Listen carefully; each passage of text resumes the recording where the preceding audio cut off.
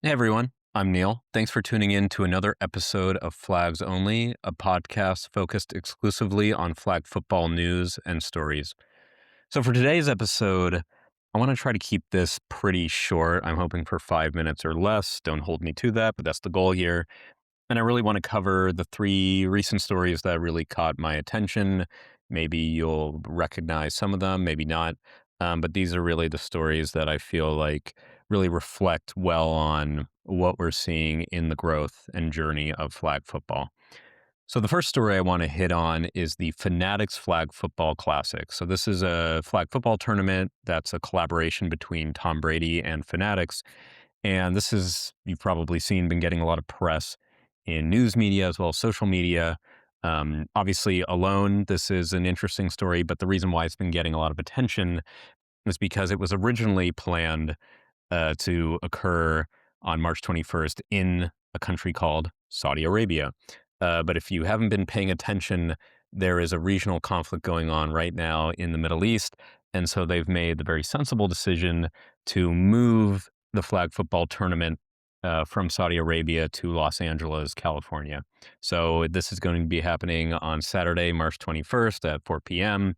But this is, it's just an exhibition. But I do think, given the NFL former and current talent involved, and I'll get to that, this is really an interesting development for the sport. So it's a round robin tournament, and it's going to have three teams. And the first team is going to be captained by Tom Brady, former quarterback that we've all heard of, and Jalen Hurts, and it's going to be coached by Sean Payton. So, as far as I know, this is the first time that Tom Brady is competing on a gridiron since 2023, flag football or otherwise. So that's enough of a draw to get some eyeballs on this. And then another team will be captained by Jaden Daniels and Joe Burrow, more NFL caliber quarterbacks right there. And that is going to be coached by Kyle Shanahan, the current 49ers head coach.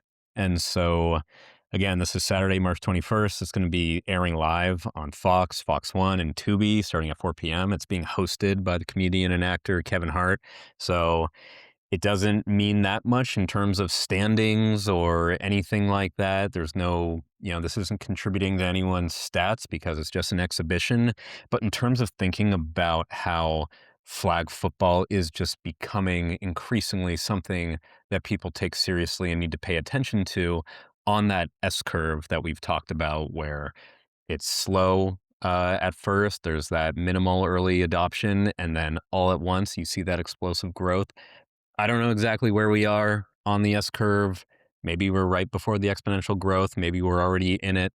But hey, here's another example of real interest, real resources being put into flag football. And so I do want to emphasize that a lot of the growth in women's football is really being driven by women and the girls. And I don't like that the guys are trying to come in and steal any of that thunder. But hey, there's no such thing as bad press. And flag football deserves all the attention in the world right now. So if we can bring that interest to it, that's a good thing to me. So again, this Fanatics Flag Football Classic is happening on Saturday, March 21 at 4 p.m. It's streaming on big TV channels. So I'll definitely be checking that out. I am not sure if I want to do any kind of live reporting during it. I've been thinking about that, not sure. But certainly I'll be reporting out and giving you guys some insight into what I noticed and my thoughts about it. So definitely tune in to check that out. The other two stories I want to cover are a little smaller in terms of at least the press and the coverage that it's getting, but to me, they're no less important as we continue to explore this journey that flag football is on. And so the next story I want to hit is just last weekend, the first ever collegiate women's flag football tournament happened in Illinois, Illinois' first collegiate flag football tournament. And so 7 teams competed.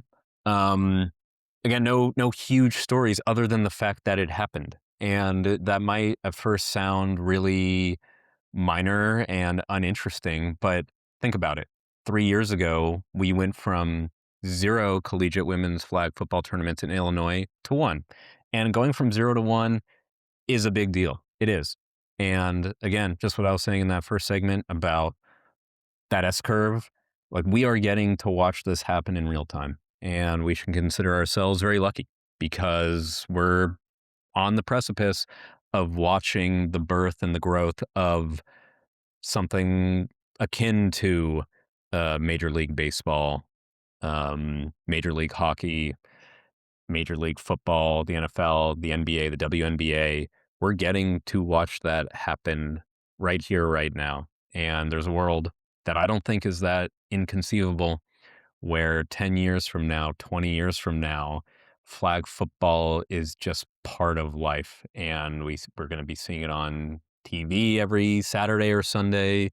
There's going to be a section about it on ESPN.com, and you can see the standings, the athletes who are in the pros, those pro leagues, whatever those end up looking like. They're going to be in commercials. They're going to be competing for gold medals at Olympics.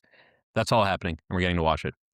The third story I want to hit on is a small one, but the the basics is that the Kansas City Chiefs are looking at starting a pro women's flag football team.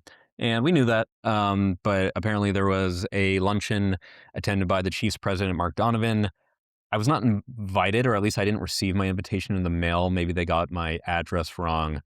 I will get in contact with them to make sure they have my most up-to-date address. It's not like me to miss a luncheon.